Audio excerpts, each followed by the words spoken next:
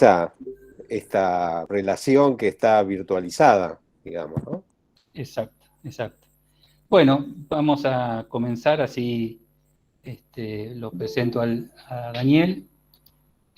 Hoy iniciamos el tercer seminario.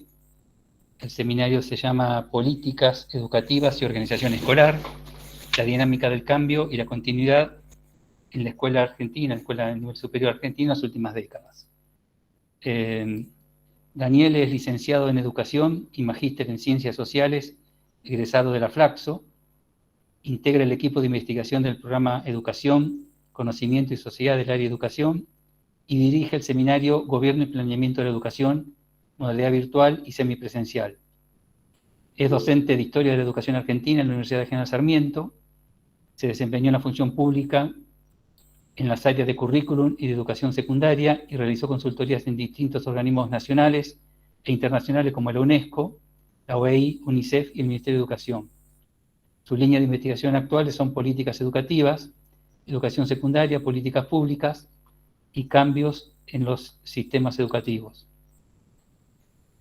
Como digo siempre, más allá de la presentación formal, siempre quiero destacar en los profesores que hemos convocado la predisposición y la formación que tienen, y en el caso de Daniel también quiero destacar su compromiso para preparar este seminario, que sé que tiene algunas temáticas específicas del nivel superior que ha estado indagando estas últimas semanas, así que sin duda que va a ser otro seminario movido, interesante, y también para incorporar muchos aspectos a nuestra práctica y a nuestro funcionar como equipo directivos en los institutos superiores. El seminario tiene el mismo esquema que los demás, son 3 encuentros, y ya hemos puesto en el aula virtual, como les mencioné en un mail hace unos días, el programa de la asignatura del seminario y 2 materiales. Seguramente después Daniel irá aportando algunos materiales más. A medida que los envíe, los iremos subiendo. Daniel, en lo personal y en lo institucional, te agradezco tu presencia y tu predisposición. Es siempre un gusto trabajar con vos, escucharte, y bueno, estoy, digamos, por lo tanto, dispuesto a, como decía Santiago, a participar desde luego con alguna idea que pueda ayudar a pensarnos un poco más. Gracias, Daniel, y te dejo en compañía de estos colegas que muestran una perseverancia de fierro, porque ya llevamos 2 meses encontrándonos todas las semanas, haciendo tareas, haciendo cosas, y eso sumado a lo que hacen todos los días en sus trabajos, así que sin duda te vas a encontrar vos también con un grupo de colegas muy comprometidos con su formación profesional, su formación docente y con la mejora de sus instituciones. Te doy la palabra y te dejo con ellos. Yo igual quedo siempre en clase. Perfecto, bueno, muchas gracias por la presentación, Guillermo. Gracias a ustedes, colegas que están allí del otro lado. Espero, bueno, poder cumplir o acercarme al menos a las expectativas entiendo que ha despertado el seminario, y de alguna manera empardar, digamos así, a quienes me precedieron, que bueno, son muy buenas colegas, y valoro sus trabajos, y bueno, y espero entonces, como decía, estar a la altura. Quiero agradecer también a Guillermo y al Consejo General de Educación de la provincia y a la Dirección de Educación Superior esta invitación, esta convocatoria. Yo siempre digo que el esfuerzo eventualmente de preparar una clase o algún tipo de aporte que eventualmente pueda hacer a estas audiencias se ve compensado largamente por la posibilidad que nosotros los docentes tenemos de estar en contacto con colegas en este caso de institutos de formación docente, que bueno, son especialistas también en sus temas. Para mí esto es un encuentro entre colegas, digamos así. Todos los seminarios de posgrado y los encuentros de posgrado son eso, son encuentros entre colegas. en donde cada una tiene una especialización particular, digamos, y desde ahí es que eventualmente puede aportar.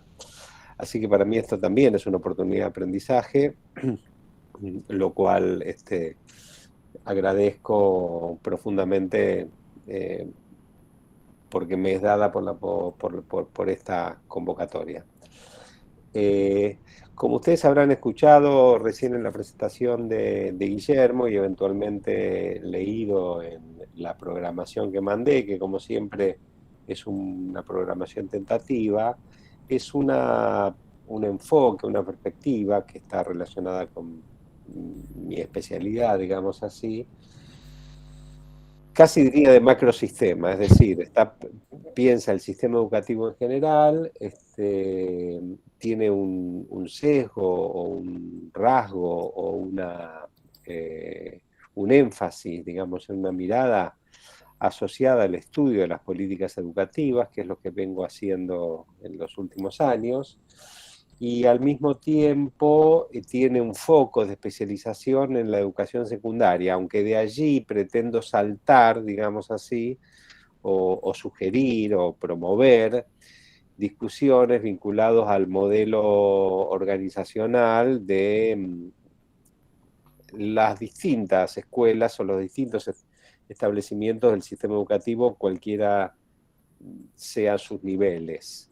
Excluyo probablemente la educación universitaria, que tiene un modelo institucional, un modelo pedagógico propio, digamos así, diferentes a los niveles que la preceden. Y efectivamente, como anticipó Guillermo, trataré de introducir alguna adaptación, alguna temática, no en esta presentación, pero en las siguientes, que tenga de alguna manera algún anclaje, por decir así, en la realidad provincial. Para eso hemos tenido una colega que me antecedió, Nancy Montes y yo, una conversación con el director de Educación Superior para conocer un poco algunas particularidades que no necesariamente se volcarán, digamos, en contenidos del seminario, pero que por lo menos nos permitió tener alguna información, digamos, sobre las características del sistema de educación superior y de formación docente en la provincia de Entre Ríos. Bueno, dicho esto, lo que les voy a proponer a partir de un minuto próximo, digamos, es eh, compartir una presentación, una, digamos, va a ser una clase un poco estática en ese sentido, compartir una presentación, un PowerPoint, que va de alguna manera a ir desgranando algunos de los temas que voy a desarrollar. Haremos una primera parte, digamos, de 45 minutos, 60 minutos, de acuerdo a cómo se vayan desarrollando los temas. Allí les voy a proponer entonces algún momento de conversación, de preguntas, de discusión, digamos así, de manera que les propongo que a medida que yo vaya desarrollando los temas y la presentación, bueno, ustedes vayan tomando nota o registrando aquellos temas, puntos sobre los cuales les parece interesante intervenir, ya sea haciendo preguntas, comentarios, objeciones, críticas, observaciones. Digamos, animar de alguna manera el debate siempre desde este lado ayuda a tener interlocución, digamos, porque permite de alguna manera ese feedback ir adaptando y la presentación y también de alguna manera, bueno, medir o templar, digamos, la recepción de lo que uno va diciendo, ¿no? Veo entonces que hay, digamos, 29 pantallas, 27 serían si no me cuento a mí ni a Guillermo, pero varias de ellas están integradas por varios y varias integrantes, así que bueno, me parece que tenemos una presencia bastante importante, que agradezco nuevamente. Bueno, hecho esta introducción, entonces voy a empezar a compartir pantalla. El problema de compartir pantalla en mi caso, por el dispositivo que tengo, no me permite, me los quita, digamos, de la visión. Así que si alguien quiere hacer un comentario, una interrupción, que está absolutamente autorizada y hasta diría yo alentada, por favor me lo hacen saber con voz, porque hay muchas personas que no voy a...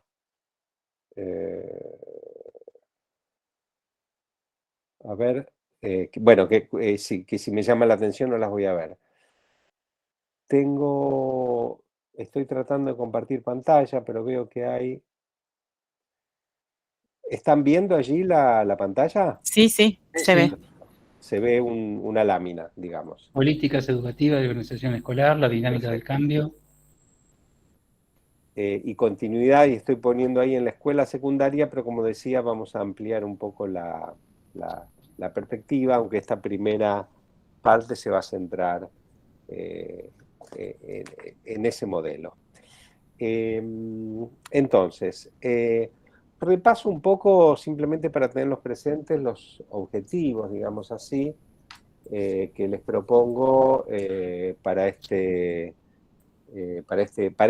encuentros, para los 3 encuentros.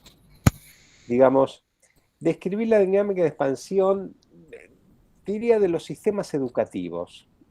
Un primer punto, casi no, va a ser histórico. Yo también trabajé mucho tiempo en historia de la educación y entonces me interesa, o me quedó como vicio, digamos, o como rasgo profesional, siempre acudir a la historia, digamos. Entonces, un poco la dinámica de la expansión de los sistemas educativos, pero basados en el ejemplo de la Escuela Secundaria Argentina. La pregunta que va a guiar la conversación alrededor de estos objetivos es qué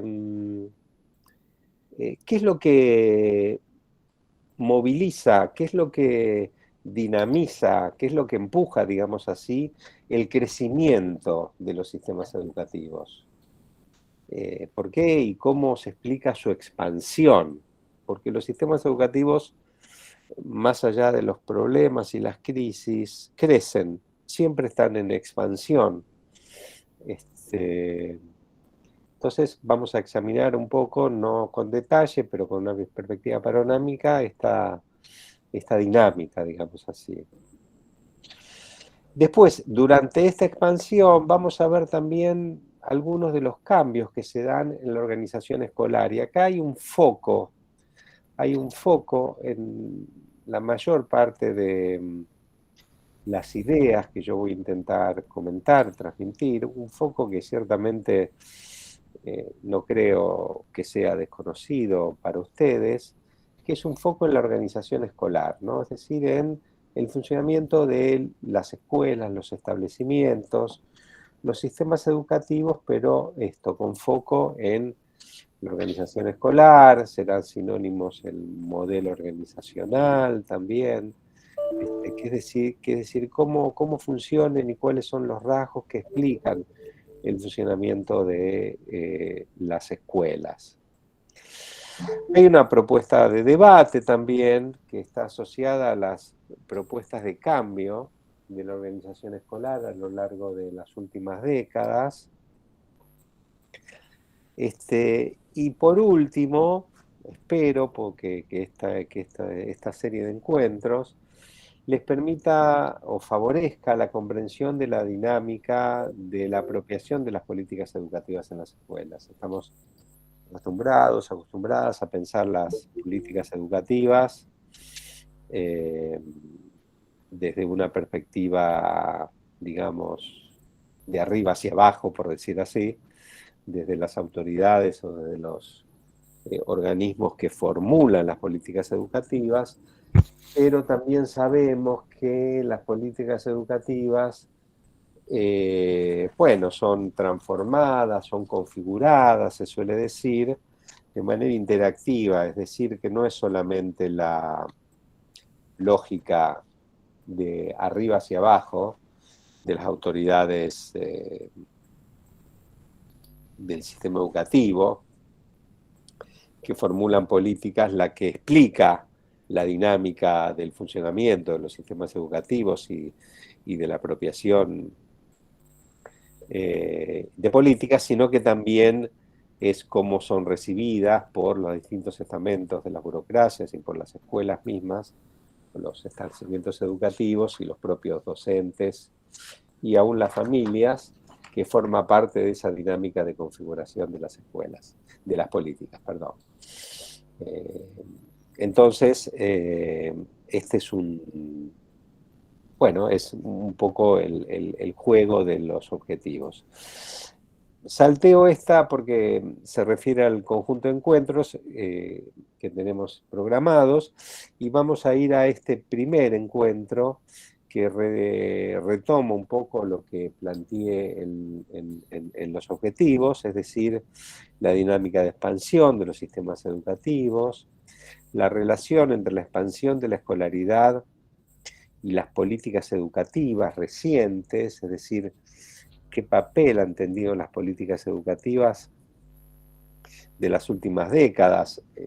Cuando hablamos de recientes, cabe aclarar que tal vez estemos hablando de décadas, ¿no? Tal vez no, estamos hablando de décadas, ¿no? De los últimos meses o los últimos años, ¿no? Cuando pensamos en perspectiva sistémica y en perspectiva macro, como yo lo planteaba recientemente, y si además incorporamos un abordaje histórico, bueno, los tiempos se miran en lo que algunos historiadores, no sé si hay colegas de historia entre los equipos aquí presentes, hablan, se refieren a la media duración, digamos así, que no es la duración del acontecimiento, no es la duración que se mide en meses o en semanas, sino es la duración que se mide en décadas y aproximadamente toma, bueno, alrededor de 50 años. Por lo tanto, de alguna manera vamos a mirar, no sé si los últimos 50 años, pero sí las últimas 2 o 3 décadas, en función de esta mirada sobre la dinámica de expansión y las políticas educativas. Y finalmente, hacia el final de la reunión de hoy, vamos a trabajar sobre la idea de las mutaciones en cómo se piensa la escuela secundaria, pero la escuela en general, el sistema obligatorio y no obligatorio, abarca la educación superior también, con esto que se ha llamado el paradigma de derechos y cierta inconformidad o deslegitimación de un modelo escolar que se puede denominar selectivo, entendiendo por tal un modelo que considera que la función de la escuela es separar, digamos, dentro de la sociedad o seleccionar dentro de la sociedad los que tienen a las personas o a los grupos que tienen ciertos méritos de los que no los tienen, digamos así, ¿no? Bueno, esto tiene consecuencias en las maneras de pensar, la conceptualización, bueno, la manera de pensar precisamente la escolaridad obligatoria. Y también, aunque está específicamente señalado aquí para la educación obligatoria, también la educación no obligatoria, lo que no es obligatorio por ley, pero que en algún sentido las sociedades o los grupos sociales consideran como un derecho ganado, digamos así, más allá que esté plasmado como obligatorio o no en los sistemas o en los plexos normativos. Bueno, entonces, vamos a ir ya al primer punto que planteaba, que es aquel que está titulado como la dinámica de expansión de los sistemas educativos. Y lo que voy a proponer, de manera muy general, Es que la dinámica de expansión de los sistemas educativos se da por procesos acumulados y combinados de distintos elementos. Por un lado, y lo que está puesto en primer lugar, por lo que podríamos llamar las políticas públicas, es decir, un factor dinámico.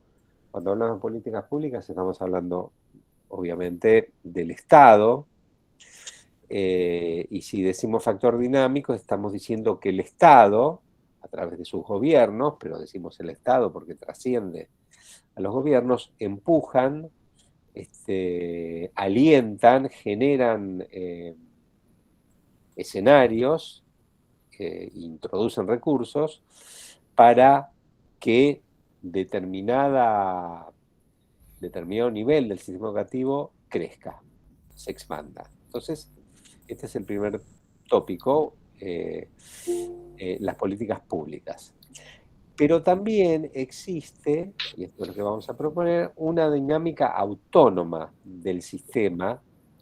Cuando me menciono aquí sistema, me refiero al sistema educativo. Y cuando digo dinámica autónoma, quiero decir que más allá o más acá de las políticas públicas, el sistema educativo también tiene una dinámica propia de expansión, de crecimiento. Decimos autónoma, es decir, no es independiente de las políticas públicas, pero no es al mismo tiempo un reflejo de ellas. Entonces la noción de autonomía está señalando esta relación en un sentido ambigua, en este caso con el Estado, que responde, reacciona a las políticas públicas, pero al mismo tiempo se desmarca de ellas y hasta podríamos decir, como los vamos a ver en algunos ejemplos que expondremos ahora inmediatamente, le imprime también cierta exigencia a las políticas. Si las políticas, el Estado debe reaccionar a esta dinámica que llamamos autónoma del sistema.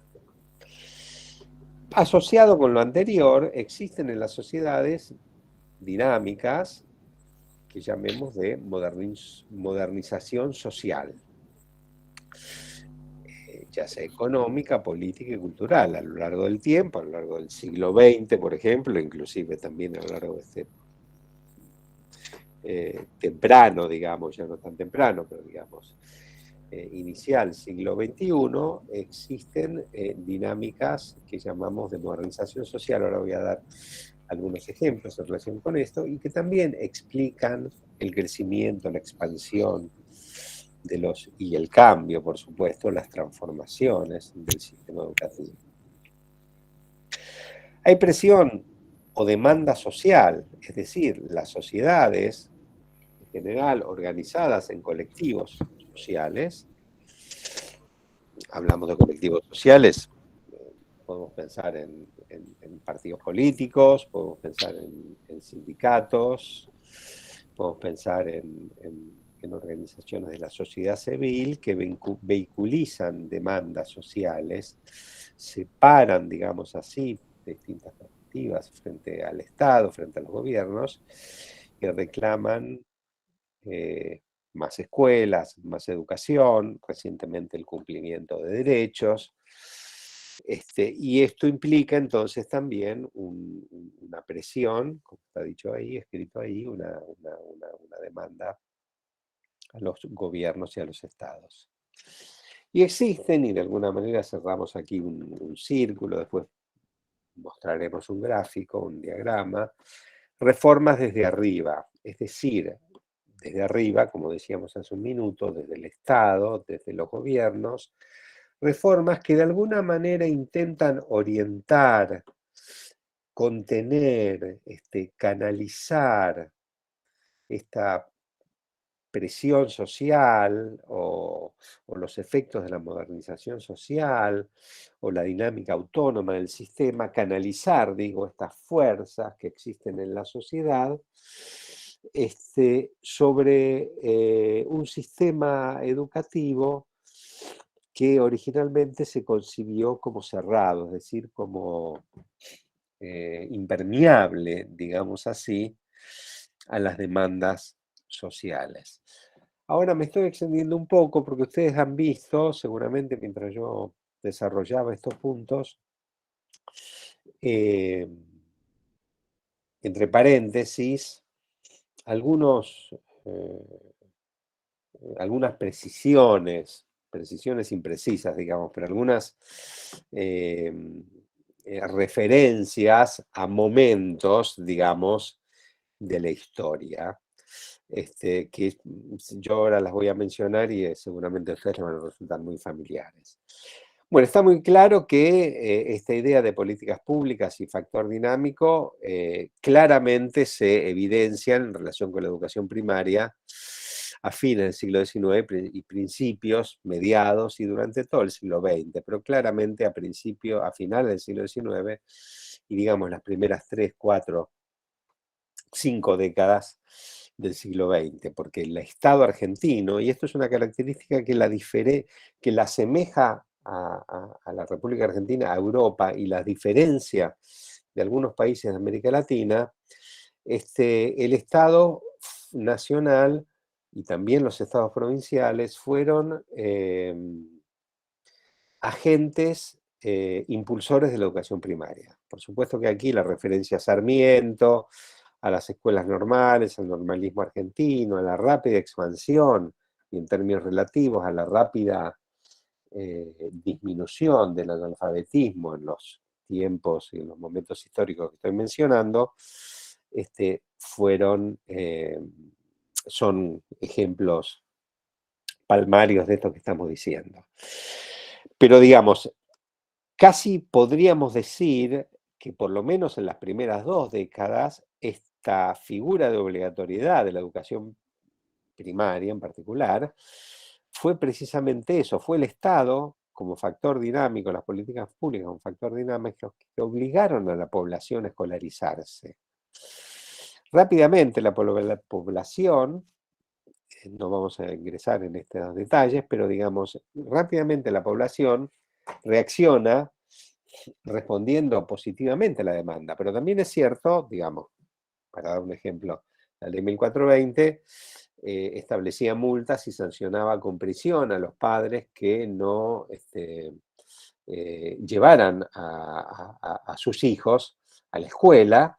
Y bueno, esto es un ejemplo de cómo, de alguna manera, el sistema educativo, la educación primaria en particular, y la ley 1420, obligaban, presionaban a la sociedad, digamos, para que se escolarizara. Ahora, rápidamente el sistema educativo, y básicamente la educación primaria, que para 1920 es importante ya en Argentina,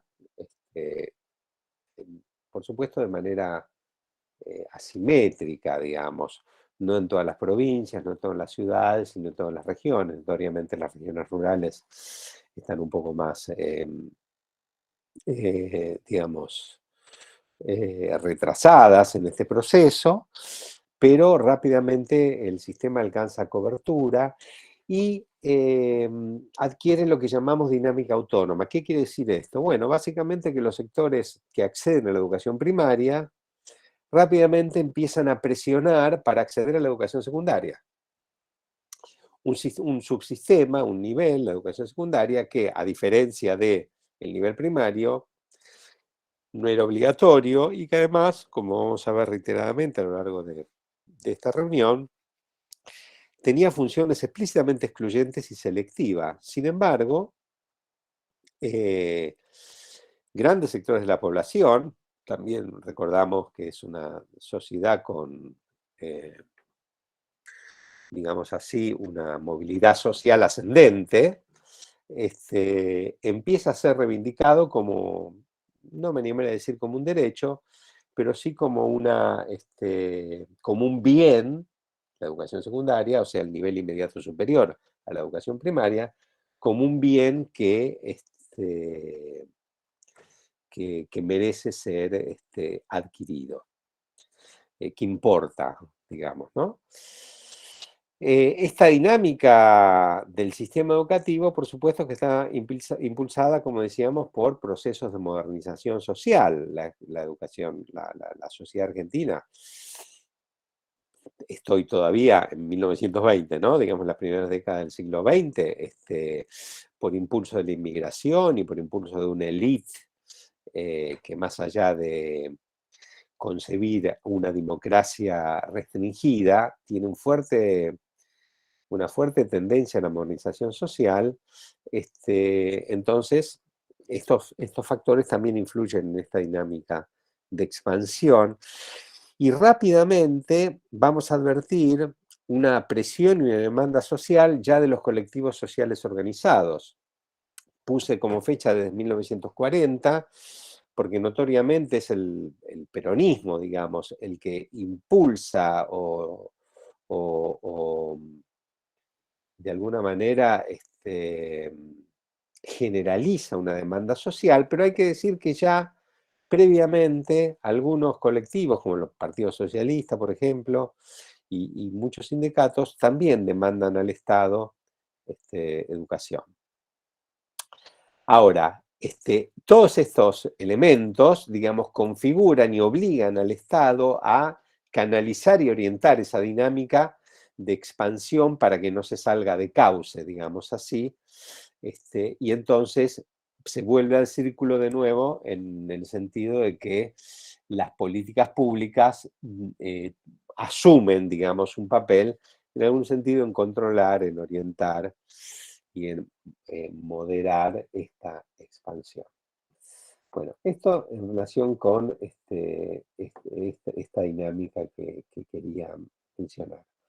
No me voy a extender mucho en esta lámina que ustedes están viendo aquí, simplemente son ejemplos históricos centrados en las escuelas nacionales. Existe una serie de reformas, algunas no se aplican o no tienen éxito o no tienen el éxito que buscaron, digamos así, pero toda la historia de la escuela secundaria está atravesada, digamos así, por momentos en donde se intentan hacer reformas que de alguna manera se explican por esta dinámica explicada previamente. Me detengo un minuto en el último, la última viñeta, en el último punto, que se refiere al peronismo, porque en este ejemplo se ve claro también una, digamos así, una, eh, una intención no solo de ofrecer el acceso, digamos, a sectores de la población, sino también, digamos, encauzar, como dice ahí, demandas de la clase trabajadora, porque básicamente se trata de la creación de un sistema técnico profesional paralelo al sistema educativo, un sistema de formación técnica que luego es reformado por la Revolución Libertadora, llamada autodenominada libertadora, pero que en algún sentido plasma, digamos, una trayectoria educativa para las personas que pertenecen a ese grupo social, a la clase trabajadora, con un circuito que se inicia con escuelas fábricas, es decir, con un modelo bastante interesante de educación que combina el trabajo en fábrica y la formación en escuelas, digamos, y que termina en lo que se conoció en su momento como la Universidad Obrera Nacional y que actualmente se conoce luego de la reformulación del posperonismo como la Universidad Tecnológica Nacional, que como ustedes saben tiene ese origen, una universidad de trabajadores y trabajadoras. En realidad no debería decir trabajadoras, sino de trabajadores, porque no hay mucha información acerca de si las mujeres tenían o no acceso. Y también y esto creo que es interesante para señalarlo, en un sentido político-cultural, digamos así, de crear o fortalecer una identidad de clase, ¿no? Esta idea de creamos un conjunto de organizaciones, una organización institucional, escuela específica para la clase trabajadora, ¿no? Y no para la burguesía, es decir, para un grupo social que tiene características y patrones de desarrollo propios. Bueno, esto es un poco, me detenía en esto porque es un ejemplo poco conocido, los anteriores también, pero de alguna manera este ejemplo muestra, digamos, la convergencia de, por un lado, la presión social, la dinámica de modernización, y por otro lado, cómo eh, las políticas públicas, el Estado Nacional se pone de alguna manera en modo e interés en encauzar estas demandas, ¿no? Muchas críticas han tenido estas reformas, por ejemplo, que señalaban que precisamente el, el- el- el dispositivo que encauzó la demanda de las clases obreras a la al acceso a la escuela secundaria, en realidad tuvo el sentido de desviar esa demanda del acceso a la educación superior, porque generó un circuito en algún sentido cerrado, exclusivo de formación para trabajadores. Pero bueno, esto queda digamos, circunscripto al plano de la polémica histórica, que si a alguno le interesa, a alguna le interesa después, podemos profundizar. Eh, eh, Existieron también en los últimos 45 años otros modelos integrales,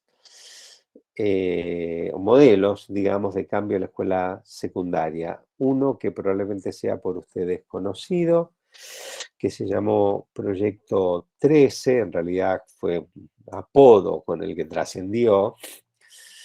Se llamó en realidad Proyecto de Designación de Profesores por Cargo. Estuvo restringido específicamente a lo que eran las escuelas secundarias de jurisdicción nacional. Recuerden aquí que todavía estamos en un periodo previo a los años 90, es decir, previo a lo que se conoció como la transferencia o la federalización del sistema educativo, la transferencia de las escuelas, en general secundarias y de educación superior a las provincias, porque la mayoría de las escuelas primarias habían sido transferidas durante el gobierno militar que asumió por golpe de Estado en el 76 y habían sido transferidas en el 78. Y entonces el Ministerio de Educación Nacional tenía como jurisdicción y potestad, digamos así, en lo que todavía era el sistema nacional, no los sistemas provinciales, pero a veces funcionaba como modelos para otros cambios en las provincias. Bueno, lo interesante aquí de esta reforma, por eso la menciono, porque de alguna manera nos va están, digamos, las preocupaciones que motivaron estos cambios, eh, están presentes hoy. O sea, son huesos duros de roer, digamos así, que no han podido ser modificados en la actualidad. Y creo que en algún sentido también sirven como modelo para pensar algunas problemáticas de la educación superior. Ustedes me lo dirán después en algún momento de la conversación que propongo propiciar. Pero digamos, estos modelos, tanto el proyecto 13 como la reforma del CBU, que significó ciclo básico unificado, y una reforma particular que existió en Río Negro, en la provincia de Río Negro, en los años 80, tuvieron tres ejes: el intento de modificar la organización del trabajo docente, la famosa expresión profesor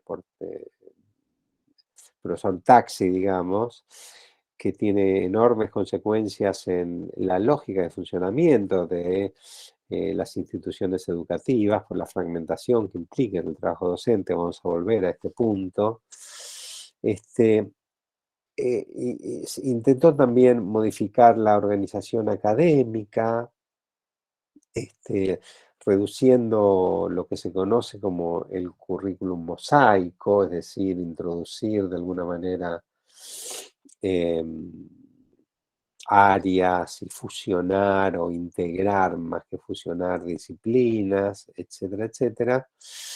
Y modificar la organización de la tarea pedagógica, yendo a sistemas de calificación no numéricos, sino cualitativos, conceptuales, introducir figuras que ahora son más conocidas y están expandidas, como la figura de tutoría, es decir, básicamente concebir a la función docente no solamente como aquella figura, como aquel rol que se desempeña casi exclusivamente al frente de una clase, de un grupo clase de 30, 25, 30 o 35 estudiantes, y que corrige eventualmente tareas escolares y evaluaciones, sino también con otras funciones de asesoría, de mentoría, de acompañamiento, de trabajo personalizado, de producción de materiales, de generación de instancias de apoyo escolar, digamos, algunos de los, digamos así, tópicos que, bueno, que se han discutido mucho en la pandemia. La pandemia acentuó por allí algunas de estas discusiones, pero también que se discute mucho ya desde hace varios años en distintos niveles del sistema educativo y no solamente en el nivel secundario. Quiero, a ver, avanzo un poquito, quiero mostrar un esquema, un diagrama, una ilustración, digamos así, que está un poco desactualizada porque llega hacia 2005, es decir, 20 años, pero que me parece que muestra con cierta claridad la diferencia entre la dinámica de expansión de dos niveles educativos diferentes, la educación primaria y la educación secundaria. Esta ilustración que ven aquí se refiere, bueno, específicamente a la educación primaria, a la expansión de la educación primaria en la región. Tienen allí en pequeño, digamos, el mapa de América Latina, digamos, desde México hasta Argentina. Muestra, como ustedes ven, la evolución por décadas, es decir, tenemos rangos de 10 años.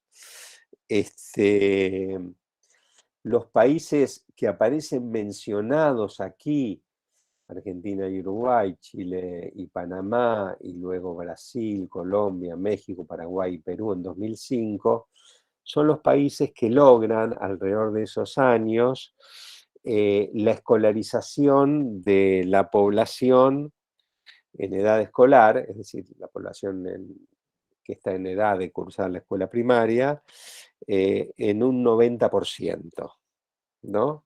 Entonces, lo que vemos en este mapa es, por ejemplo, algunos países como Argentina, que alcanza una expansión temprana, no llega al 90% en 1955, pero la oscuridad, digamos, la intensidad, por decir así, de los colores, muestra los niveles de escolarización. Aquí vemos algo que yo decía previamente, que como, digamos, los efectos de el Estado como factor dinámico, digamos, en la expansión, porque Argentina claramente se destaca de otros países por la intensidad de su color azul. 10 años después, Argentina sigue siendo un país destacable, pero vemos como México, Brasil, Ecuador, no se ve, pero también debería estar Chile y Uruguay. Uruguay está desde el principio, digamos, con Argentina, como un país que tiene altos niveles de escolarización primaria, y cómo, bueno, a partir de 1985 y en las últimas 3 décadas señaladas por, sobre todo en la última, señaladas en el diagrama, esta intensidad de alguna manera se homogeneiza y abarca, si no a la mayoría de los países en América Latina. ¿Qué está mostrando esto? Bueno, estamos mostrando una cobertura temprana en algunos países, no en todos, y una marcha, digamos, y una convergencia, por decir así, en 2005, que es para el último eh, eh, este, año en que este diagrama nos aporta datos, en donde varios países, salvo algunos, que son básicamente eh, eh, varios países en América Central, alcanzan o superan el 90% de la escolarización. No figura la fuente aquí, este mapa precisamente forma parte de lo que se llama Atlas de las Desigualdades Educativas en América Latina, y fue desarrollado por el IPE UNESCO Buenos Aires. Ahora vamos al mismo diseño, digamos así, por la educación secundaria. La educación secundaria son las mismas décadas, los países que están en estos años, a diferencia de la lámina anterior, son aquellos que alcanzan el 50% de la escolaridad secundaria. ¿Y qué vemos? Bueno, así en términos generales vemos, digamos así, colores menos intensos, ¿verdad? Bueno, esto puede ser explicado por el papel menos dinámico, digamos, que tuvo el Estado en la expansión de los sistemas educativos, y al mismo tiempo por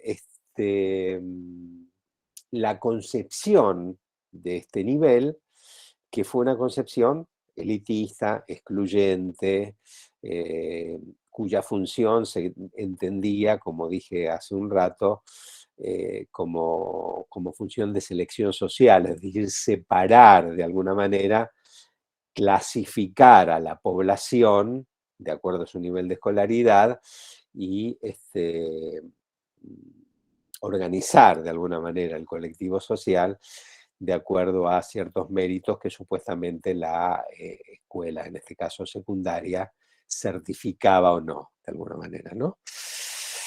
Entonces, bueno, como de nuevo son datos censales, vemos de todas maneras a la República Argentina en un año 55, un poco a la vanguardia de la región. Hemos hecho algunas referencias a los procesos históricos que llevaron hasta aquí, y vemos una marcha, digamos, hacia 2005, en donde todavía hay un conjunto de países donde se ve más heterogeneidad, digamos así, representada por la intensidad de los colores, que en el modelo anterior. Es decir, que todavía, incluyendo a la Argentina, existen problemas de escolarización, todavía en 2005, existen problemas de escolarización en Argentina y en otros países en relación con la educación secundaria. Hay que decir aquí que, tal vez ustedes lo estén pensando, que nuestra ley de educación secundaria obligatoria para todo el nivel secundario completo es del 2006, de manera eh, que esta lámina, en algún sentido, está registrando momentos previos a la sanción de la obligatoriedad, pero tenemos una reforma, la de la Ley Federal de Educación, la de 1993-94, cuyos efectos probablemente están registrados en este dato censal del 1995, en donde hay una expansión, una extensión, mejor dicho, de la edad y de la obligatoriedad de la escuela secundaria, que abarca, como ustedes seguramente sepan, lo que sería hoy el primer y segundo año de la escuela secundaria obligatoria. Finalizo una primer parte y voy a dar lugar a una conversación, preguntas, observaciones, como habíamos planteado al principio, con un diagrama que de alguna manera, con una representación que de alguna manera pone en juego los factores de la expansión, porque este era el tópico, digamos, que queríamos trabajar en esta primera parte, digamos, con un diagrama, digamos, que esquematiza distintos, eh, los distintos factores que están detrás de la explicación de la expansión de los sistemas educativos.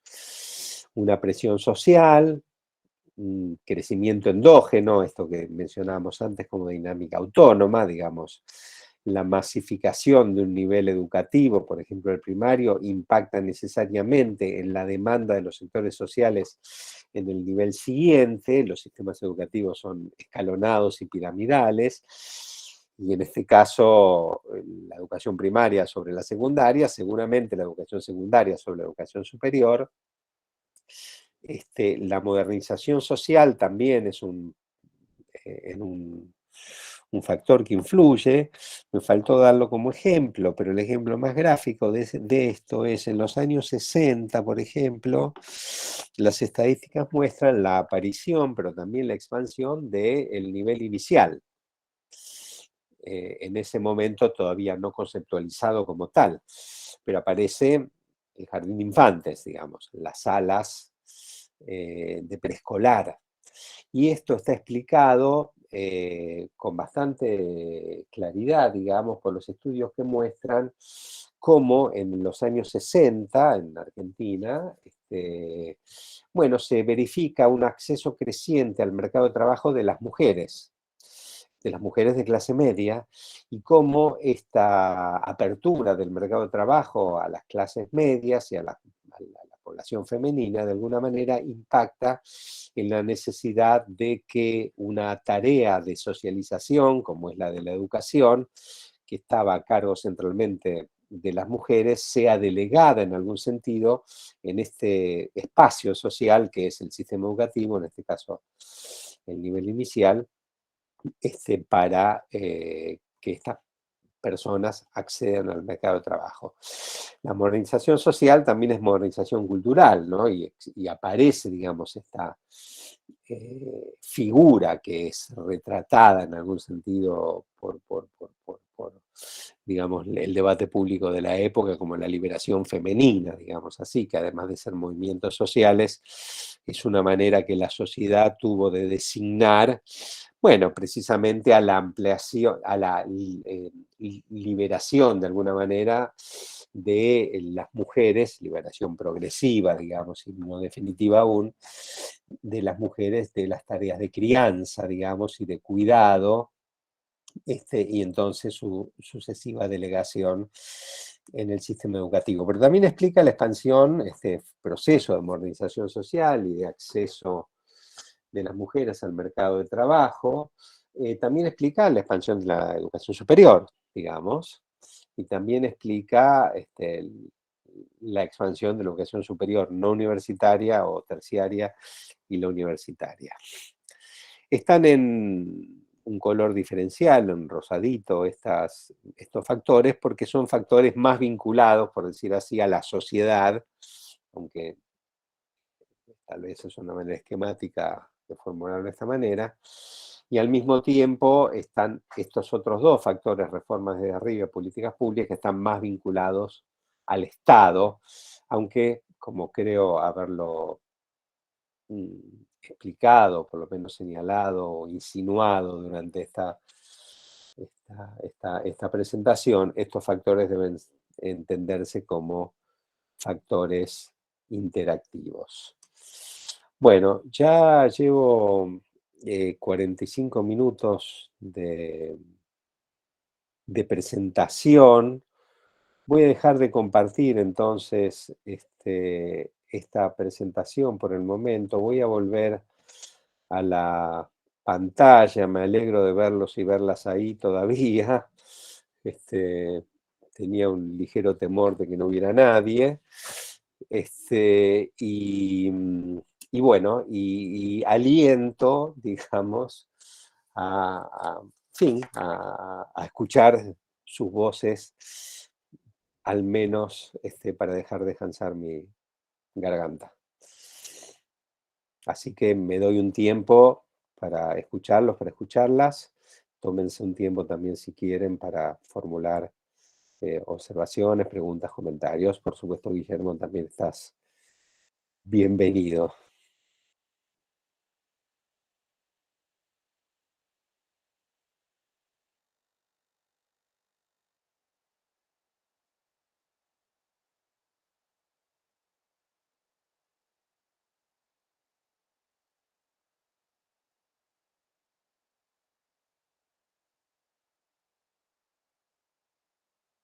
Les quiero decir que no temo el silencio, ¿eh?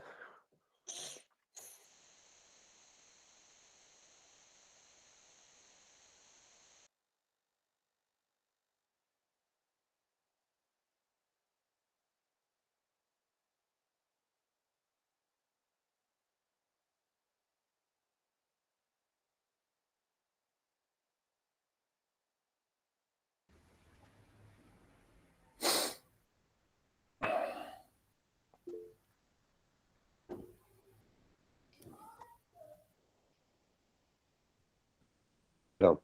Seferino, gracias, acaba de levantar la mano. Pregunto si hay alguna... Y Daniel, y hay mucho para hablar de la historia argentina, pero no sé dónde centrarnos. Me parece que el panorama general que escuchamos acá, bueno, uno puede analizar los grandes bloques con los grandes modelos de Estado. No sé, no sé qué planteo establecer, pero hay mucho para ver, ¿no? A mí me quedó picando esto. Yo soy un gran eh, encantado del escolanovismo, por ejemplo, un movimiento fuerte en la Argentina y que con las hermanas Cosentini, que yo creo que después se frustró ahí al llegar a mitad del siglo con el peronismo. Yo creo que está bien, tenemos un siglo XX muy interrumpido por gobiernos militares y toda una serie de hechos que se podría analizar, pero yo creo que si hubieran crecido esos movimientos y otras cuestiones en secundario, hoy sin duda seríamos otro país, ¿no? Es un aporte reflexivo el mío, nada más. Después, si queremos analizar momentos históricos, hay mucho para analizar, ¿no? Es mi aporte.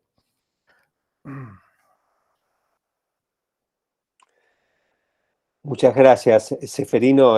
Un aporte muy interesante porque traes varias cuestiones que me desafían a incorporar, digamos. Así que eh, eh, propongo, de todas maneras, antes de retomar, digamos, tu intervención, escuchar alguna otra, si lo hubiera, como para tomar varias, ¿no?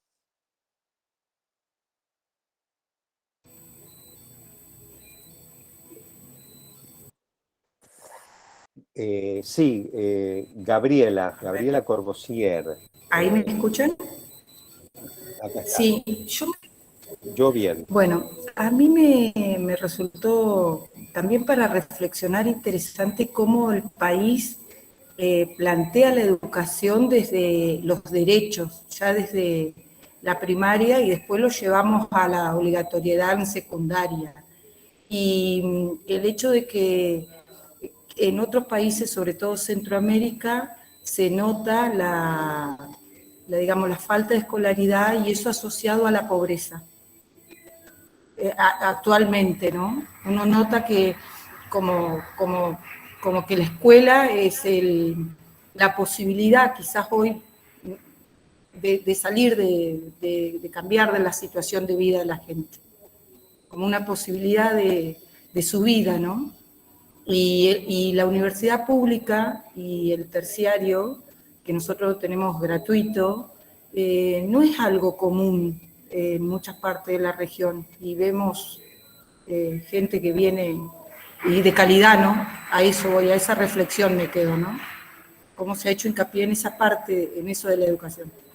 Nada más. Muchas gracias, Gabriela. De nuevo también motiva por ahí algunos comentarios esta intervención. No sé si alguien más quiere agregar algo. Sí, Daniel, yo me siento obligado a agregar algo porque precisamente entre el año 1989 a 1995, era muy chiquitito yo, comencé mi carrera docente en la provincia de Río Negro. Precisamente fui profesor en el nivel secundario en el CBU durante 2 años Ya. y después fui 5 años en el nivel superior, que también se reformó. Teníamos un cargo en una sola escuela, cargo de 30 horas, se trabajaba en una sola escuela nada más, se tenían horas frente a curso, obviamente, se tenían horas de trabajo de área, por ejemplo, en la secundaria estaban juntos historia, geografía y educación cívica, entonces se hacía una planificación entre las 3 materias y se daban las 3 materias con la misma planificación, y cada profesor iba desarrollando un tema. Se hacía también lo que se llamaba el taller de educadores, estaba dentro de la carga horaria, 3 horas en las cuales el ministerio mandaba gente preparada para coordinar y en el taller de educadores participábamos 10 o 12 o 14 docentes mezclados de las distintas áreas. Tal vez te tocaba con el de física, con el de lengua, con el de educación física, y se analizaba la práctica docente, se leían textos, se leían documentos, y se analizaba la práctica docente, y después se hacía el taller integral, digamos, por ejemplo, educación cívica, historia y geografía, planteaba un taller sobre turismo. Entonces, los alumnos tenían, aparte de las clases de la asignatura, tenían cada cuatrimestre, elegían un taller. Estaba el taller integral de ciencias sociales, de ciencias exactas y de lengua.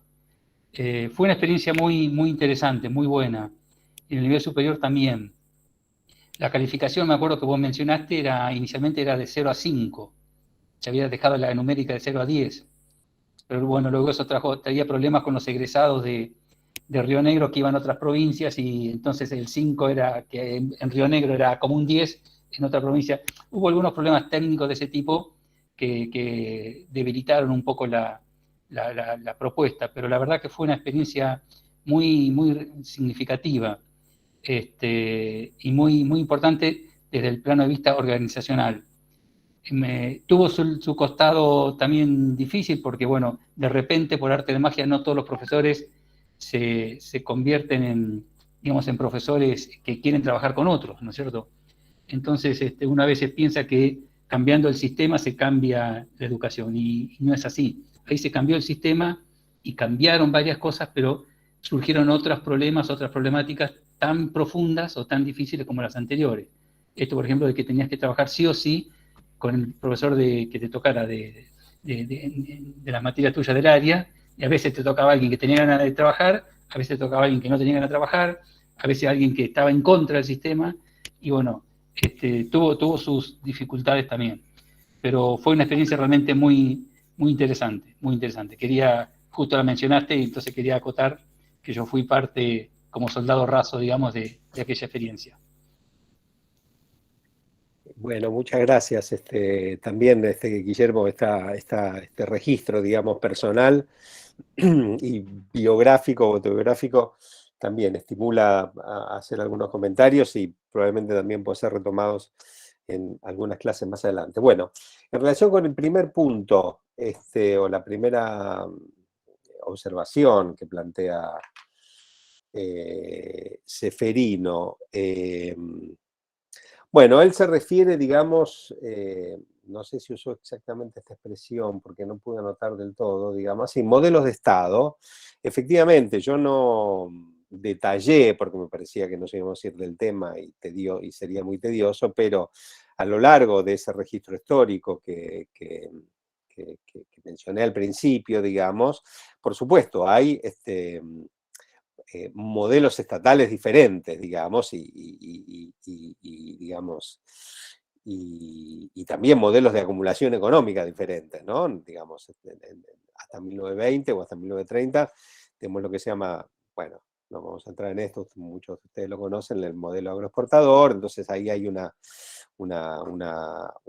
digamos, una lectura del punto de vista económico-político que puede hacerse y naturalmente el Estado asume un papel, luego con el proceso de industrialización posterior, digamos, a la crisis del 30, tenemos otro tipo de Estado que además tiende a la figura de Estado de bienestar y a la inclusión de derechos sociales. Y por supuesto, y es muy pertinente la observación de Ceferino, estos elementos son parte de la explicación acerca de la dinámica de expansión, digamos.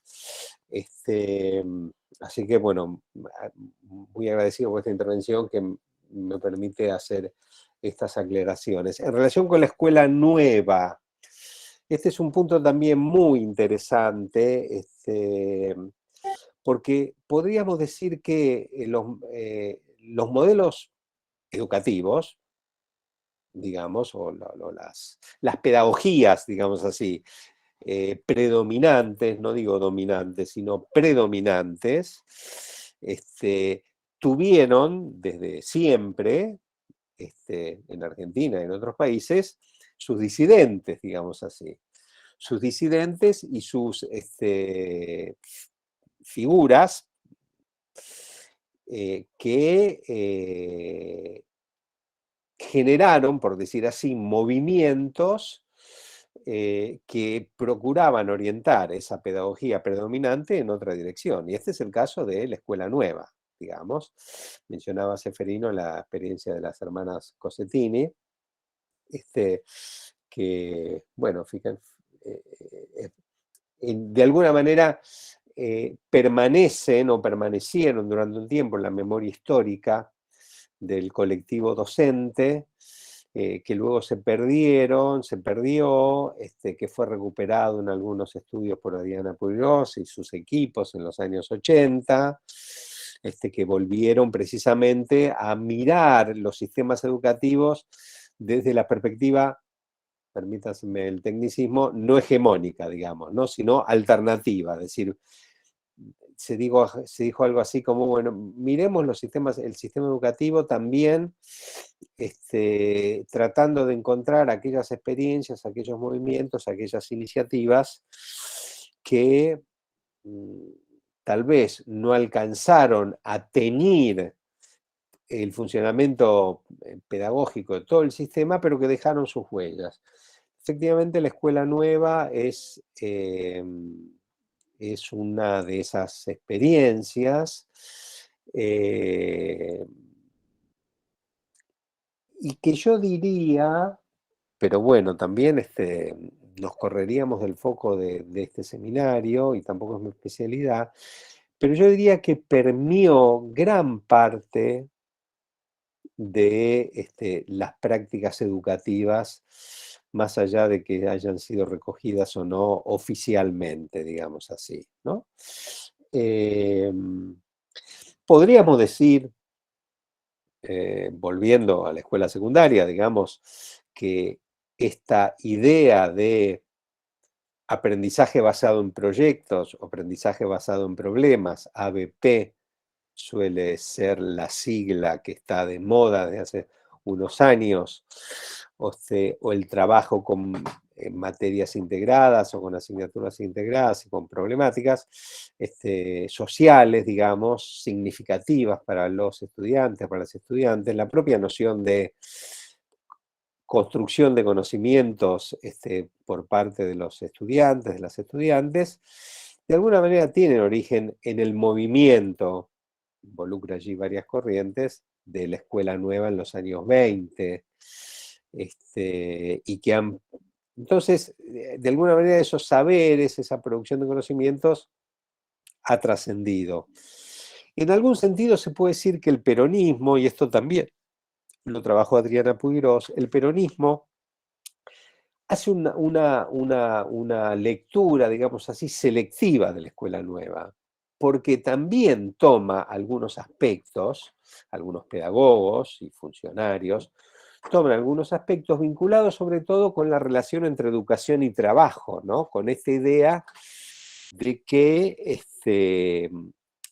que, digamos, la vinculación con la transformación material del mundo, que es lo que posibilita el trabajo, también debería ingresar en la escuela, ¿no? La escuela en algún sentido, la escuela argentina en particular, la escuela en general, y hablo de escuela primaria, escuela secundaria, pero la escuela en general, pero también la escuela argentina en particular, tuvo una característica diferencial tal vez con otros países, que es que excluyó tempranamente de su currículum, de su currícula, digamos así, el trabajo manual, digamos, no el trabajo manual como materia, ¿no? Sino esta idea de que el trabajo manual también es formativo.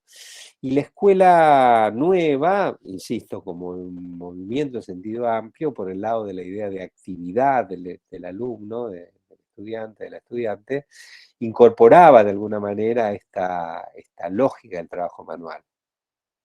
Quisiera decir, al margen, que los socialistas o los anarquistas, que tuvieron movimientos educativos muy importantes, también insistían en la importancia del trabajo manual, porque claramente su interés era la educación de los sectores obreros.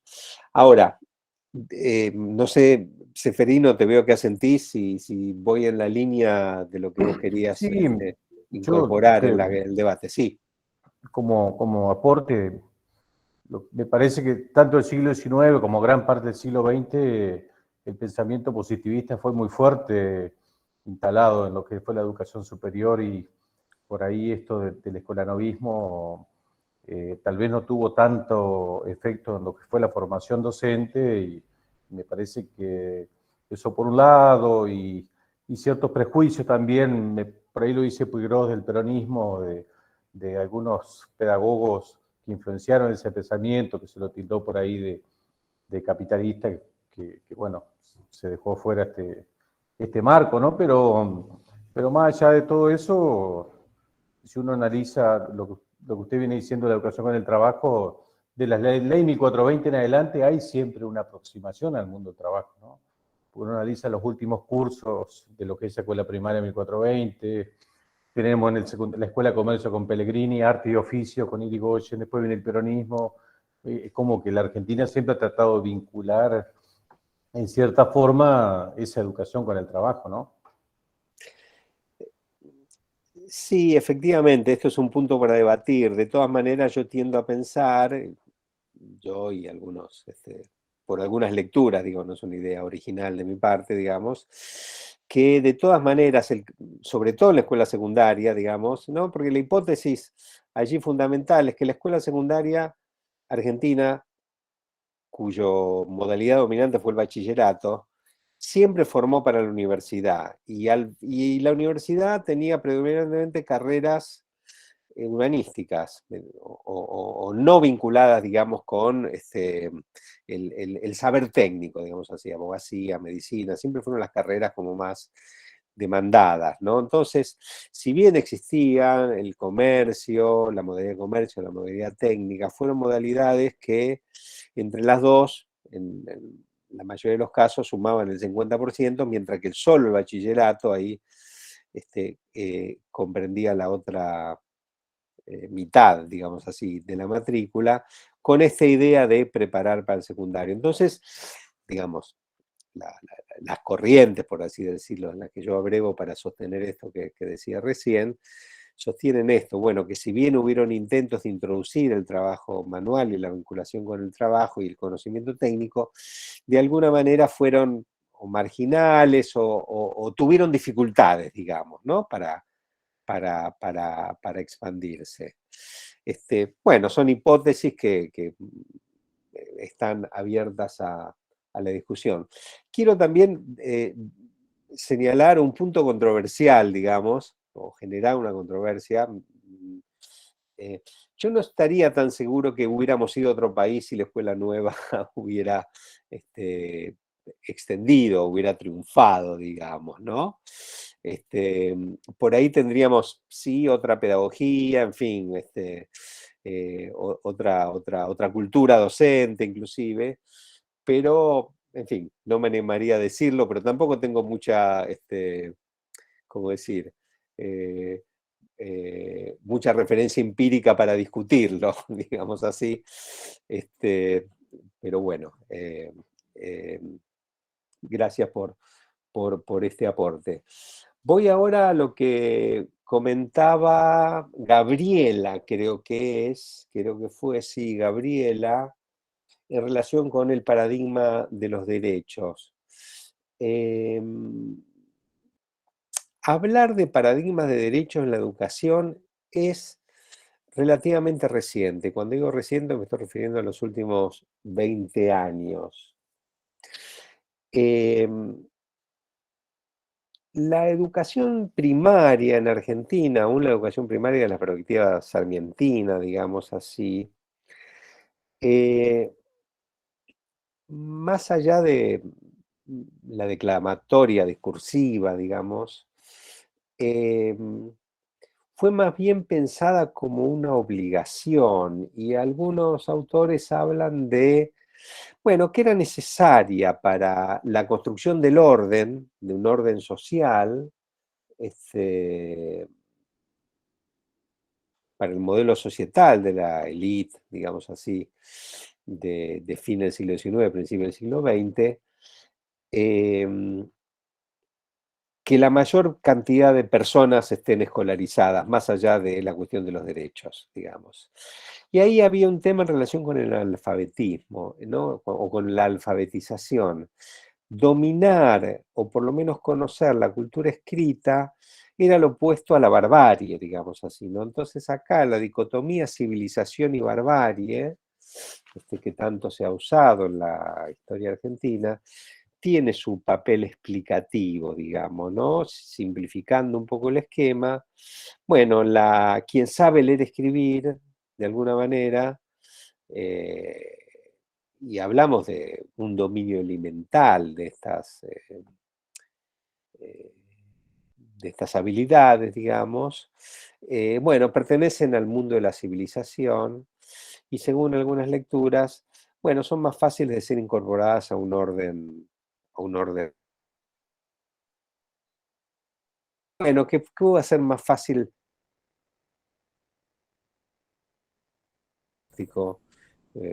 restringido, como era el de las primeras décadas del siglo XX, digamos, ¿no? Es común utilizar la cita de Sarmiento para ilustrar esto que estoy mencionando ahora, que decía, bueno, un pueblo ignorante siempre votará rosas. Y lo podríamos ironizar con una continuación, y un pueblo no ignorante, un pueblo alfabetizado me votará a mí, diría Sarmiento. O a la élite, digamos, gobernante de la época. Pero como sea, siempre ha habido una preocupación, más allá de los derechos, de la escuela, y esto le va a resultar familiar, como de alguna manera contenedora de, bueno, una cuestión social, de una situación social que podría ser problemática si no están los estudiantes, las estudiantes en la escuela, y esto creo que es aplicable para la educación primaria. Pero el otro costado que menciona Gabriela, que es una particularidad efectivamente muy importante y meritoria, digamos, de la educación argentina, o el sistema educativo argentino, que es la gratuidad, tanto el sistema de educación terciario como el sistema de educación, bueno, todo el sistema educativo, pero en particular del no obligatorio, digamos así, del terciario, el superior y el superior universitario. Y esto lo podríamos asociar en algún sentido con la dinámica de demanda y de presión de los sectores sociales en la expansión de los sistemas educativos. Más adelante, en la clase de hoy, si nos da el tiempo y si no quedará para la próxima, yo tenía pensado desarrollar ahí algunas ideas en relación con los intentos de reforma en la década de los 90, en donde esta matriz, digamos, de gratuidad tan típica del sistema educativo se intenta modificar. Bueno, y si bien en los 90 se lograron realizar profundas reformas en la sociedad y en el sistema educativo argentino, la gratuidad del sistema universitario, que fue donde se intentó, lo que se intentó modificar, digamos así, se mantuvo.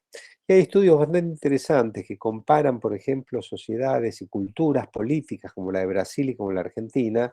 Permítanme este pequeño desvío motivado por la observación de Gabriela, que muestran cómo la gratuidad del sistema universitario argentino es un valor casi transversal a toda la sociedad argentina, incluyendo a identidades políticas opuestas, digamos así, ¿no? Mientras que, por el contrario, en Brasil, no solo la gratuidad, sino la selectividad, porque tenemos otro, digamos, Argentina, el sistema educativo, la educación superior es gratuita, pero además es de ingreso abierto.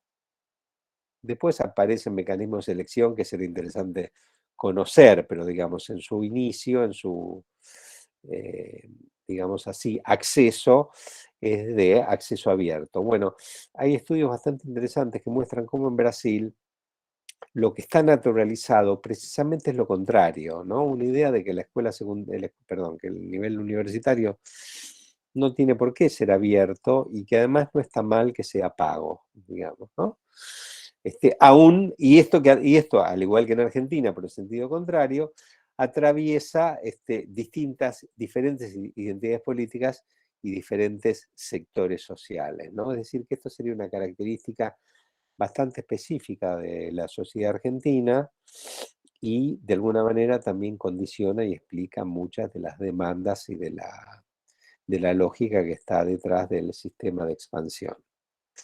Por último, quiero retomar algunas cuestiones pocas de las que planteó Guillermo con esta intervención que trae a cuenta su propia historia personal y profesional. En principio, efectivamente, podríamos decir que de una manera diferente, pero como la propia escuela nueva, los tópicos que intentó resolver esa reforma de CBU de la escuela, de la escuela secundaria de Río Negro fueron tópicos que todavía están vigentes y que todavía son problemas, digamos. Esa reforma se interrumpió por razones presupuestarias y por efecto de la transferencia de los sistemas de la ley de transferencia. No fue una ley en realidad, pero digamos del proceso de transferencia o de federalización del sistema educativo, pero diría, y a esto me quería referir, y hago así con el dedito, perdón Guillermo, que los problemas técnicos, o que los mencionados problemas técnicos como por ejemplo el problema de que la calificación traía problemas de reconocimiento en la certificación entre jurisdicciones, entre provincias, no ha sido un problema menor, y tal vez, no digo que lo hayas dicho vos en ese sentido, pero cuando decimos problemas técnicos, en algún punto se cuela la idea de que son fáciles de resolver, y tal vez, y es lo que yo voy a proponer hacia el final de la última clase, son los problemas más difíciles, los que parecen técnicos y administrativos, y que los pedagogos, las pedagogas y los investigadores a veces minimizamos como problema, porque es un problema, hago así con la manito, de la burocracia, digamos, que se resuelve con normativas y con digamos, definiciones administrativas, a veces son los problemas más difíciles de resolver en el cambio del modelo organizacional, que es un poco el tópico que queríamos tomar como eje o como uno de los ejes a lo largo de las clases. Bueno, si no hay, no sé si hay alguna pregunta o alguna reacción o algún comentario sobre esto que acabo de mencionar. Si no fuera así, retomaría por unos minutos con lo que tenía previsto seguir presentando.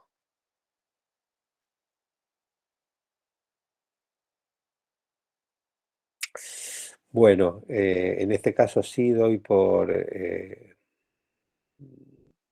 digamos, asumo que esta idea, que este silencio me habilita a seguir hablando, y entonces Paso de nuevo una vez que lo logre a compartir pantalla.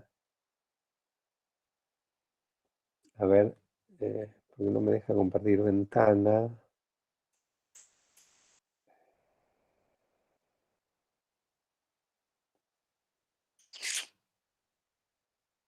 No. Ahí voy entonces.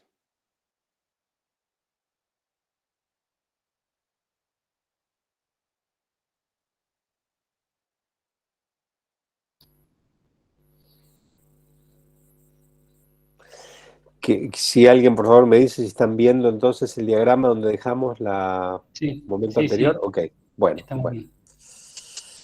bien. Hicimos historia, digamos, hablamos del siglo XIX o para fines del siglo XIX, el siglo XX, nos referimos a la dinámica del cambio, de manera general.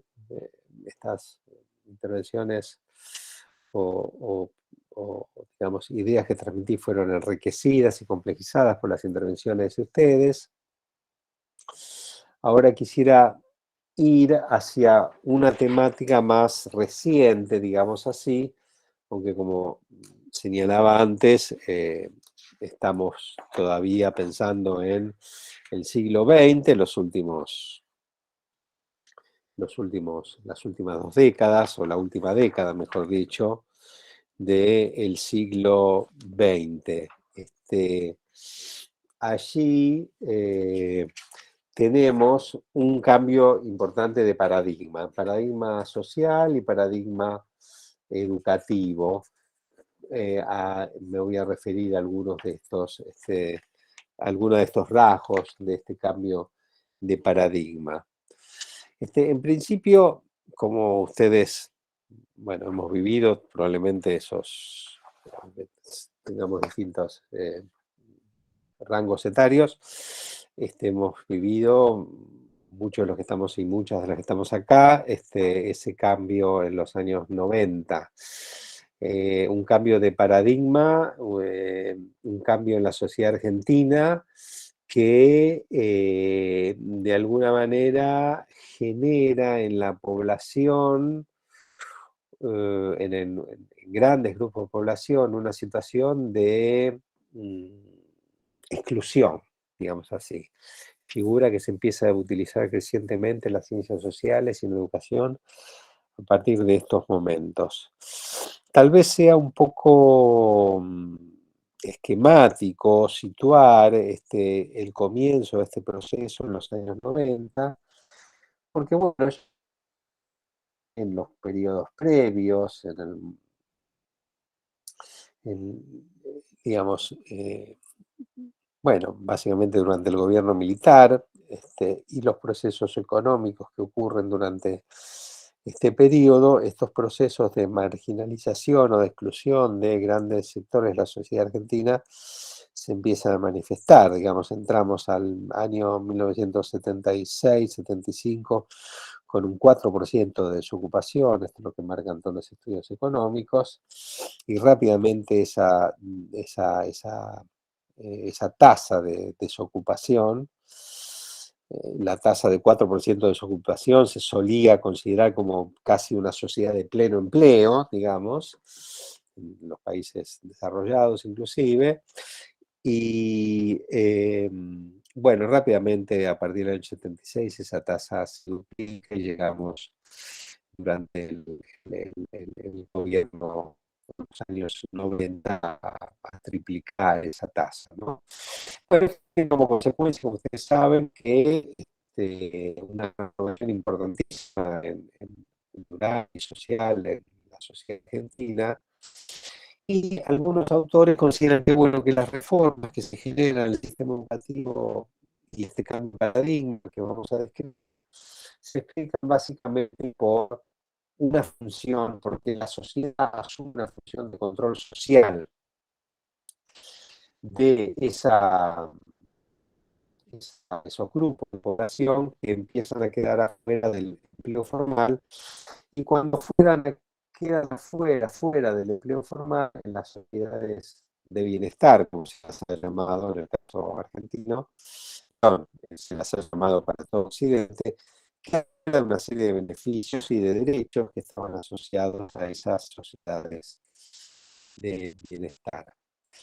Lo que explica este cambio de paradigma es también, además de las transformaciones sociales que estoy mencionando de manera muy general y superficial, tendencias internacionales, es decir, ideas acerca de ideas globalizadas, digamos así, acerca de cuáles son las funciones y el papel que tienen que cumplir los sistemas educativos en las sociedades modernas.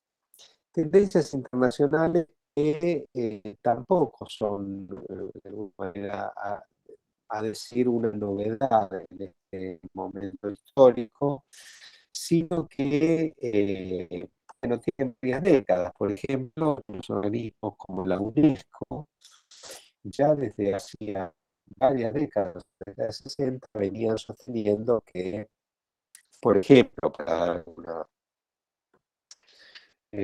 alguna referencia al respecto, que la educación obligatoria debería superar los 7 años de obligatoriedad y debería extenderse por lo menos hacia 12 años de obligatoriedad, o que, por ejemplo, para tomar un tema caro a la profesión de ustedes, que la formación docente o la transformación de la escuela normal y la eh, elevación de la formación de maestros, maestras y profesores al nivel terciario ocurre a principios de los años 70 y de alguna manera influenciado también por estas tendencias internacionales, es decir, por concepciones globales acerca de cómo debería funcionar el sistema educativo. Es cierto que a partir de los años 90, lo que ya se conoce crecientemente como sociedades globalizadas,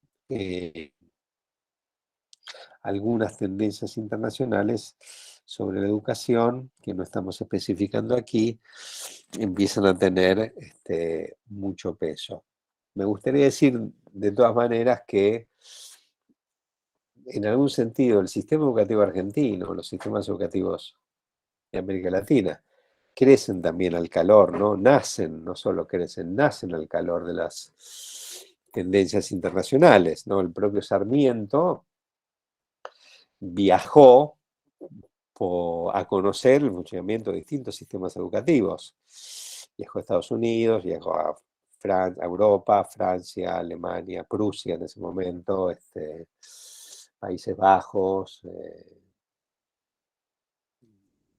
Reino Unido, etcétera, y trajo en sus escritos modelos de funcionamiento del sistema educativo, ¿no? Yo esto me gusta mencionarlo para señalar que, digamos, la globalización y la internacionalización son tendencias que están en el origen de los sistemas educativos. No obstante, es cierto que en los finales del siglo XX asistimos, digamos, a una globalización y radicalización de estas tendencias.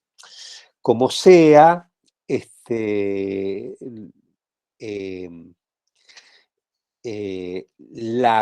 uno de los factores que mencionamos antes como elemento que está detrás de la dinámica de expansión, que son las reformas desde arriba, que estaba en nuestra enumeración hacia el final, adquieren probablemente mayor presencia en las sociedades y en los sistemas educativos, se genera toda una literatura y una cultura, se habla de las reformas de los 90, las reformas educativas en Inglaterra, las reformas del Estado, es decir, hay una suerte de radicalización de esta idea de que el Estado y los gobiernos tienen que orientar las dinámicas. Y precisamente esta idea de control de la población que está excluida y fuera del ámbito del empleo formal y del sistema jubilatorio, digamos, y de la progresión y el acceso al sistema jubilatorio y a otra serie de beneficios propios de las sociedades de bienestar, vacaciones, pagas, etcétera, etcétera, de alguna manera está detrás, como decíamos antes, de estas reformas desde arriba. Y lo que se hace evidente, algo vamos a volver sobre esto, en estos momentos, lo que aparece como problemática es una tensión, en el caso de los estudios postprimarios, del nivel postprimario, digamos, la existencia de una tensión, digamos así, entre el modelo selectivo, es decir, esta idea de que no está mal que la educación separe en la sociedad mediante la credencialización, ¿no? Mediante el otorgamiento de credenciales, en este caso un título, por ejemplo, de egreso de educación secundaria, que separe, digamos, a la población que lo merece de la que no lo merece, y cuando se empieza a problematizar esta idea de que está bien la existencia de un modelo selectivo, aparece que hay una tensión entre el modelo organizacional, es decir, en la escuela tal como funciona, y la idea de desalojar la selección, la función selectiva de la escuela. Es como que aparece con cierta claridad que por más que enunciemos leyes, normas, que extendamos la obligatoriedad de la escuela secundaria por ley, que fundemos programas de expansión de la escuela y de transformación de la escuela, por más que avancemos en un plexo normativo digamos que sancione derechos del niño, la niña y los adolescentes a la educación, por más que adhiramos a convenios, a los acuerdos internacionales que después, una vez adheridos, tienen valor constitucional sobre la vigencia de estos derechos. Por más que hagamos todo eso, hay algo en el funcionamiento de la escuela, en el modelo organizacional, que le pone freno a estas pretensiones, digamos así. Hay algo que más allá de la voluntad de las personas, aunque también involucra la voluntad de las personas, de manera compleja, difícil de dilucidar, digamos así, produce obstáculos, ¿no? Y la segunda cuestión, que figura como la última afirmación de esta lámina, es, y también, y asumiendo estas intenciones y estas políticas, hay alguna dificultad en la llegada de la política educativa a las escuelas. Hay algo que los funcionarios, las funcionarias, la burocracia, el conocimiento acerca de la puesta en práctica o la implementación de las políticas, no alcanza a saber en el sentido de conocer cómo es el procesamiento en la vida cotidiana de los sistemas educativos, es decir, en las escuelas, de esas políticas, digamos así, ¿no? Y entonces empieza a generar un interés y un conocimiento, un estudio, un interés en el estudio, en la investigación y por lo tanto un conocimiento acerca de cómo llegan las políticas educativas y cómo se procesan las políticas educativas en las escuelas. Y por allí, para terminar con la presentación de hoy, quedan algunos temas que creo que podrían ser retomados en la reunión que viene. Estas modificaciones asociadas a la extensión de la educación secundaria obligatoria tiene algunas particularidades que ustedes probablemente conozcan muy bien y que me interesa puntualizar, porque forman parte de este cambio de paradigma que es necesario de alguna manera terminar de redondear. Hay una descentralización del gobierno de las escuelas mediante la transferencia, ¿no? La federalización, la transferencia de escuelas a las provincias. Hay una idea de que, asociada a lo que mencionaba antes como problemática, de cómo vuelvo a la, a la lámina anterior, en relación con el alcance del gobierno en las escuelas, cómo llega la política educativa a las escuelas. Bueno, hay una idea que el Estado Nacional está muy lejos de las escuelas, que si se quiere lograr cambios en las escuelas, bueno, las escuelas los gobiernos tienen que estar más próximos de las escuelas, y estos son los gobiernos provinciales e inclusive, algo que no ocurre en Argentina, los gobiernos municipales, digamos, ¿no? Esta idea de descentralización que luego se podrá profundizar un poco más. Pero hay un cambio en la estructura del sistema educativo. Si, como decíamos antes, ya hacía varias décadas, se proponía que la educación obligatoria se extendiera de 7 a 9 o a 12 años de escolaridad.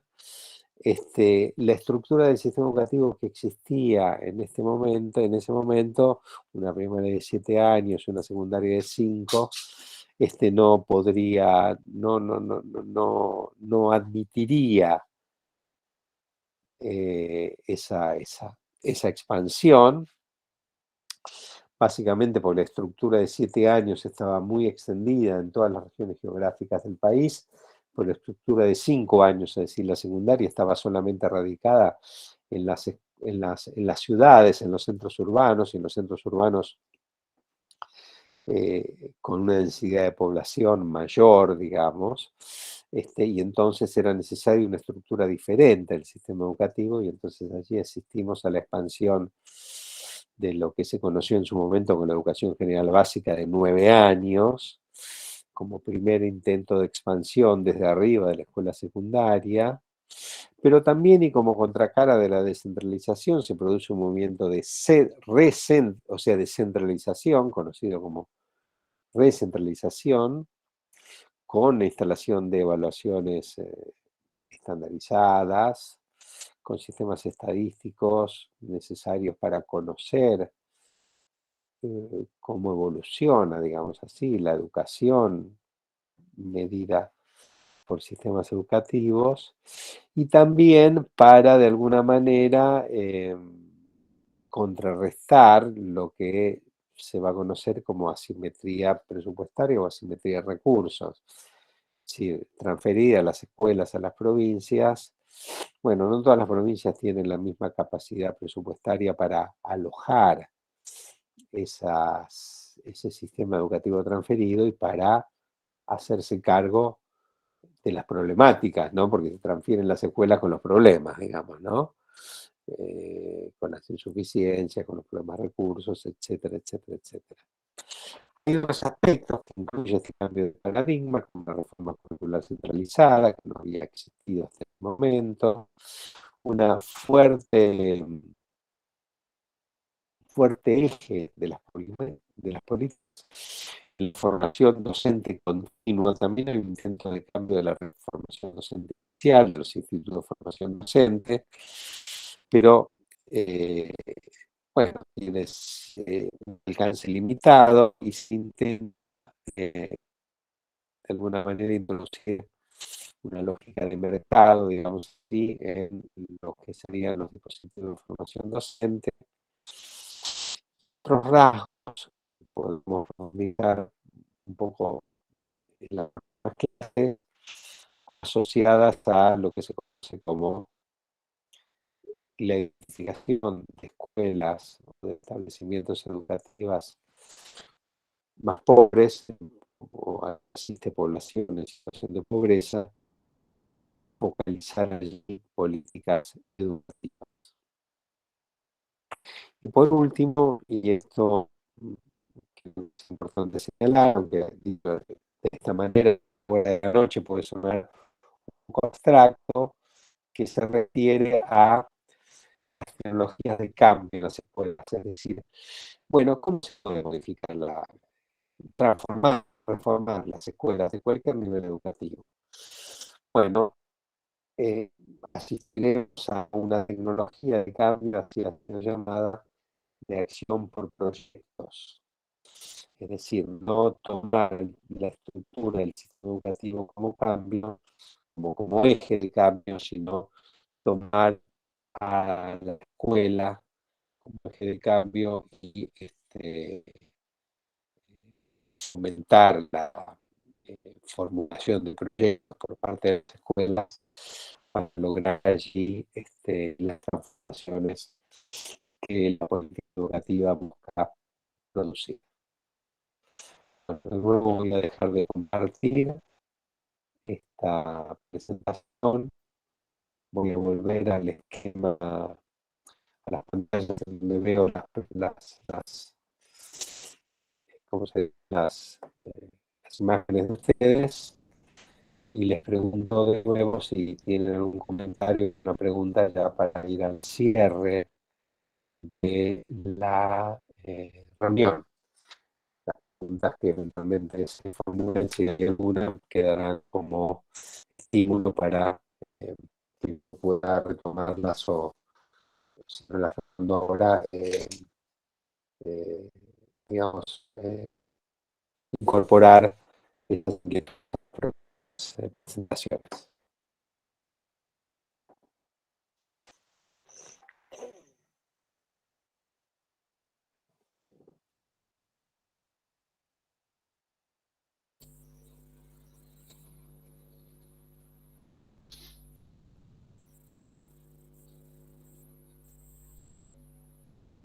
También pueden dejar, o no lo he dicho antes, pero supongo que es una idea que conocen, pueden dejar mensajes, preguntas, observaciones en el chat, ¿no? Que yo tengo abierto por si hubiera algún comentario.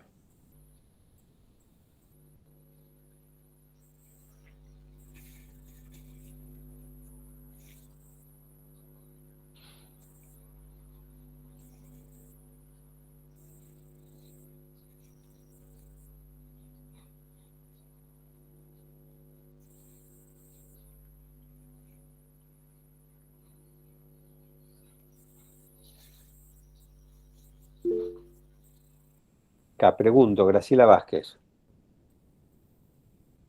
Sí, gracias, Graciela. Sí, durante el seminario se va a realizar algún desarrollo mayor en temática de educación superior, pero algunos de estos temas, básicamente los vinculados con la dinámica organizacional, creo que pueden ser pensadas o procesadas en clave de educación superior. Después yo más adelante haré algunos comentarios al respecto, pero todas las extrapolaciones y observaciones que ustedes quieran hacer al respecto van a ser bienvenidas.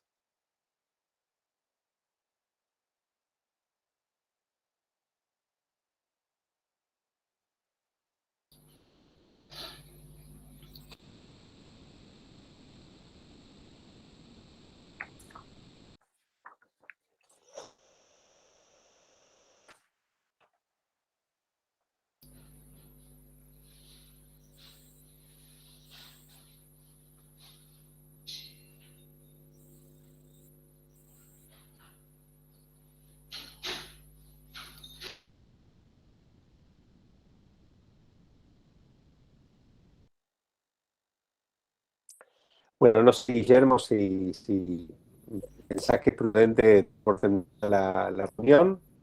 Sí, sí. Son casi las 9, sí. Y retomamos la próxima clase. No sé si quieres hacer algún comentario de cierre. No, solamente el próximo encuentro, recuerden que son los días martes, porque a veces veníamos más centrados en los miércoles. El martes que viene a las 19 horas nos encontramos nuevamente. Y nada, esto queda grabado, se puede volver a ver. Y los equipos directivos que aún no han hecho la tutoría y quieran coordinarla, por favor, se comuniquen por el mail como hemos acordado previamente. De mi parte nada más, muchas gracias a todos, muchas gracias Daniel, Muchas gracias a todos los presentes y nos estaremos viendo la semana que viene. Bueno, yo también agradezco mucho la atención, las preguntas, y bueno, espero retomar entonces el próximo martes. Correcto. Muy bien. Hasta luego. Chao, hasta mañana. luego. Muchas gracias. Gracias a ustedes.